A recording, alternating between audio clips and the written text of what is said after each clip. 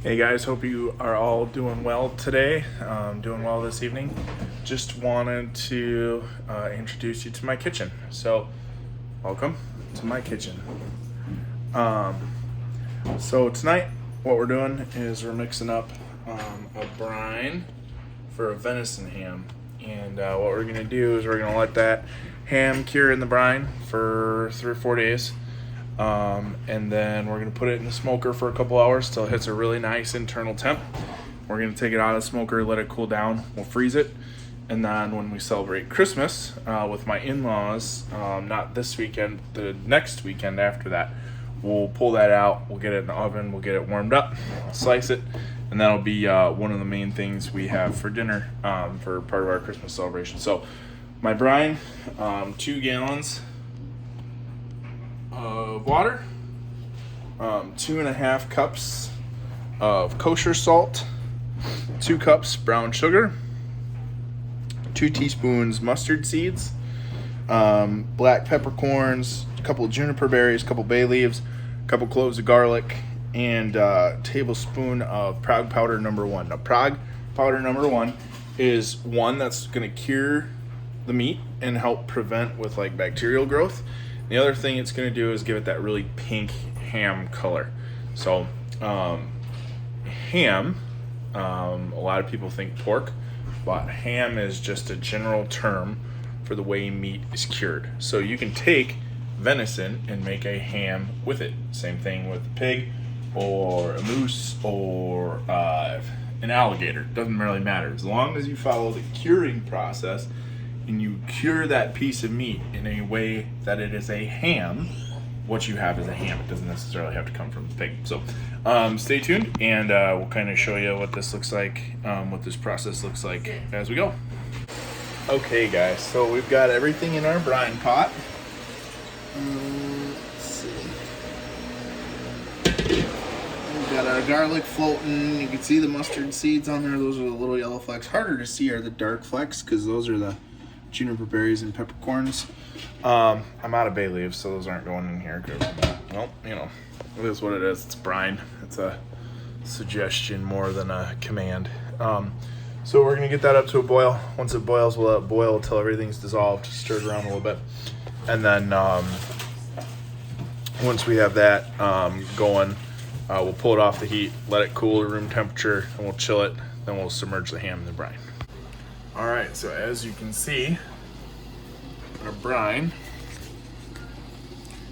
is now up to a boil. So we're gonna pull the brine off. Sorry about the steam. So we're gonna pull the brine off, let it cool down to room temperature, and we'll get it in the fridge.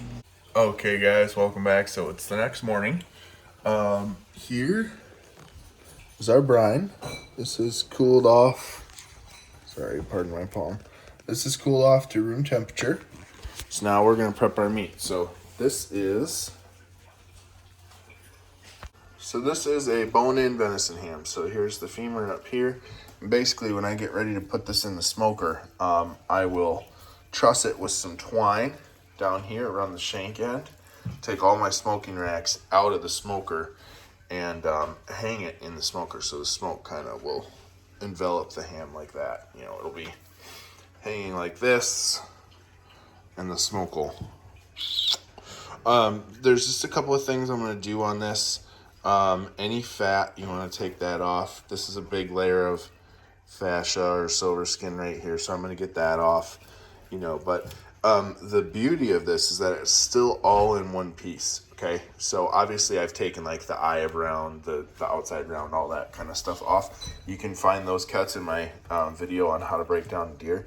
But all I want to do with this is just get these big sections of silver skin off of here. And then once I have that, I'll show you the final product that's going to start brining. Okay, so I've got a lot of the silver skin pulled off. One thing that you have to be careful of when you're doing this in like multi-muscle groups is that you don't remove too much silver skin. So like right here, I took a big patch of this off up at the top, and I almost started to lose that muscle group. And you don't want that because you want this all to come out of the smoker in one big group. So I'm going to stop where I'm at. And now what I'm going to do is I'm going to take this knife and I'm going to make some slits in the meat, okay? Okay. Because we want our brine to really penetrate this. Okay. So, we're gonna get... Just to get some blood out if there is some blood. Nope, sweetie, this is to allow our brine to penetrate all the way through the meat.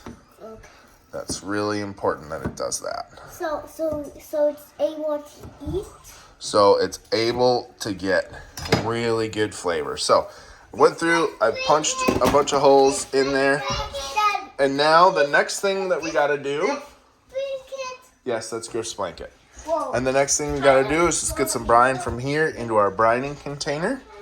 So I'll show you that in just a second. All right, so I have got this fully submerged in my brine. So I'm gonna cover this and get it in my refrigerator.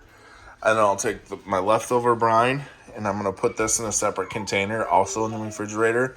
And that way, if this starts to, if this soaks up a bunch of the brine, I'll have more to add.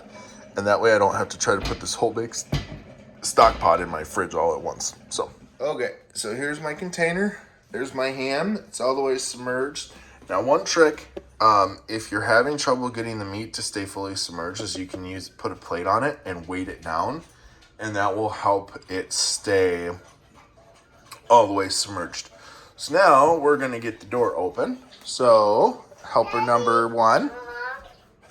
Can you open the refrigerator door for me? Yep. Pull with all your might. Straight back. Good job. So, all right, stay right there. And into the fridge goes our ham. And this is gonna stay in here for the next 4 or 5 days. So there we go. All right, good morning, everybody. It's today is the day to smoke the ham. So the ham's gonna go in the smoker tonight. And right now, what we're gonna do is we're gonna prep our smoking chunks for the smoker. I like to soak my chunks in water. I think it helps get a little more even smoke. And I've got helper number 2 this morning. Number 2. And so what we're gonna do, sweetie, is I need you to take, let's do like 6 good chunks, okay? So start taking some big chunks out of there and put them in the black pot. That's a good chunk. 1, okay, keep going. So I like pecan for smoking anything wild game. I think that's a good one too. 2, I like pecan. I think it's got a really nice mild smoke flavor. Pecan is a fruit tree, so that's kind of a little one, but that'll work. Put it in there. 3, it gives you a really nice balanced smoke. It's not real heavy. It's not real. Oh yeah, show me that Mayo. Oh yeah. Okay, we've got 4. We need 6. No, I want to help. We need, helper number 1's here. Okay, helper number 1, 2 more good chunks. Okay. Yep. 5. Last one. Perfect. 6. All right, so we're gonna get these soaking in some water. That helps them last a little longer. And we've got a long smoke. It's probably gonna be about 6 hours to get it up to the internal temp. Please put that back on the floor. It's gonna be a long smoke, probably 4 to 6 hours is what I'm gonna guess. So the amount of wood that we're smoking today, these 6 big chunks, that's gonna be probably way more than I need, but I'd rather have it ready to go and soaked than not need it. And you can always dry this stuff back out as long as you got low humidity and fairly low temperature. The humidity part's the biggest thing, because when these dry back out, you don't want them to form any like rot. So as long as the humidity is nice and low, like in a basement, which my basement's perfect, I dry my muskrats, raccoons, beaver hides down there. Yeah, almost.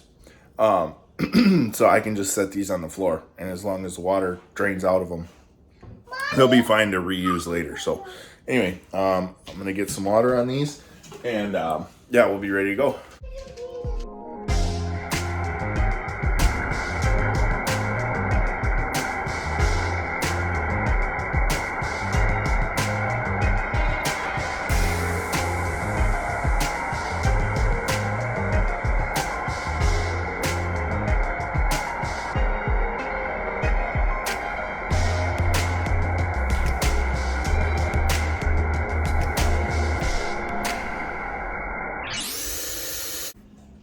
Hey everybody, so it is time to smoke the ham. So I'm gonna get the ham pulled out. I'll show you what it looks like after the brine. It's been here for about 6 days, and I'll show you what that looks like. I'm gonna take it out, drain the brine off, get the smoker up to temp. While the smoker's coming up to temp, we'll just kind of rinse it, let it air dry a little bit so that the smoke actually has something to stick to. And yeah, here we go. All right, so here's the ham. It's nice and cured. This is nice and firm to the touch, which is what we want. This is where it was sitting on the bottom of the Tupperware. So it's a little red, but that's okay. It's totally fine. That's, you know, just what color the meat's gonna be when it finishes smoking. So we're gonna go get the smoker up to temp, get the wood chips in there.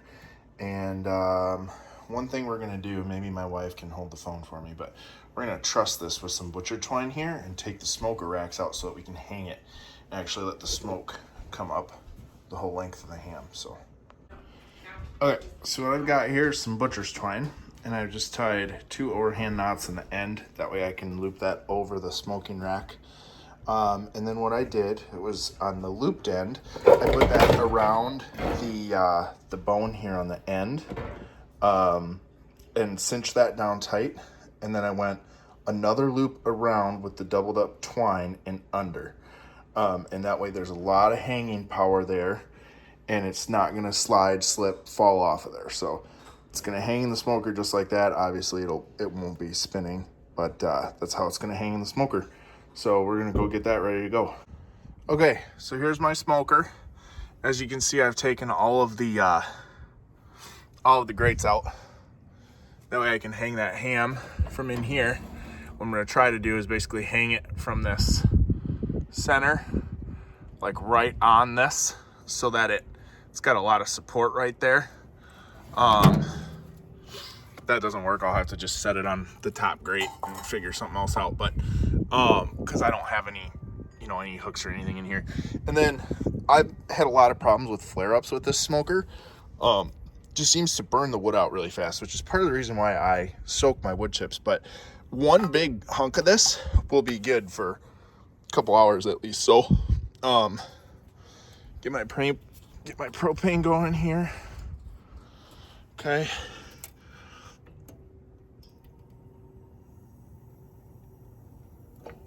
Get that over to light.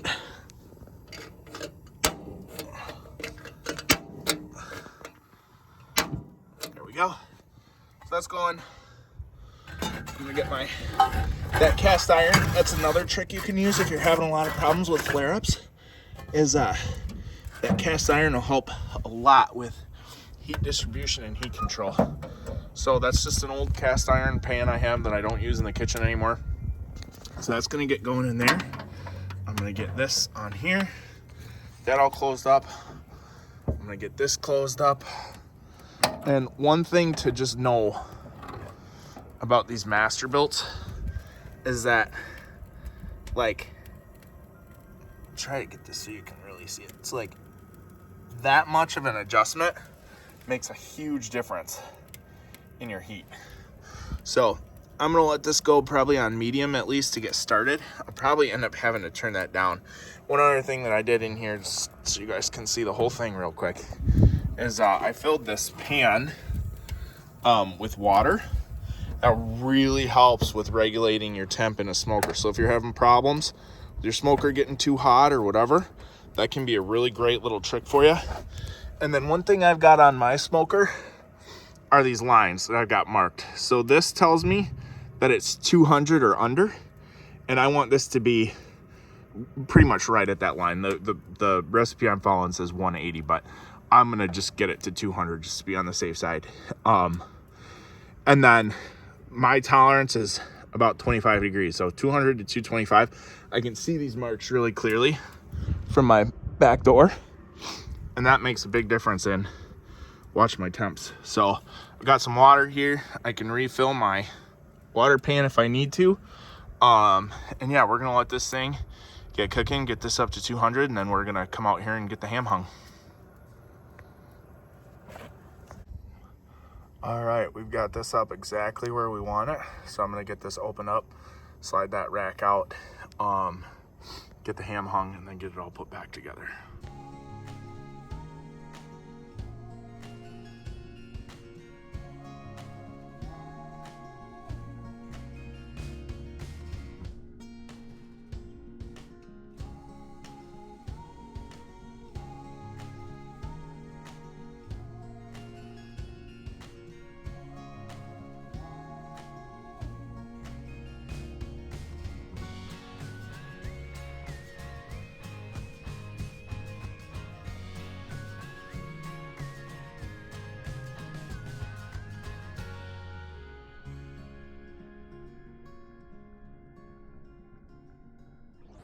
All right. We were at 133, but that's starting to look really, really good. We want this to be at 150 roughly, so we're gonna let this go a little longer. Should be done here. We'll check it again in another hour or so. In the upper 130s, 138, 137, something like that.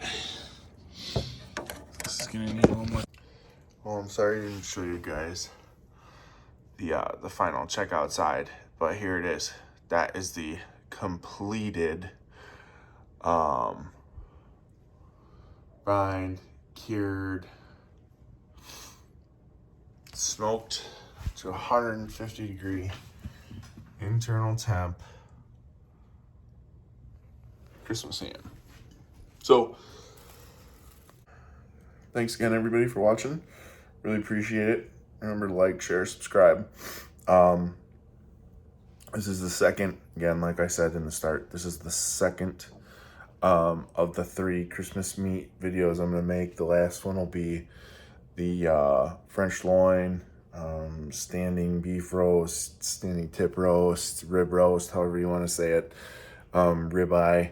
That'll be the last one. That video I'm just gonna make right in the kitchen because it'll be probably the shortest of the 3. It's, in terms of like what you actually have to do, it's the easiest of the 3 videos. So yeah, we'll probably do that one just right in the kitchen. But anyway, thanks so much again for watching. Really appreciate it. We'll see you soon.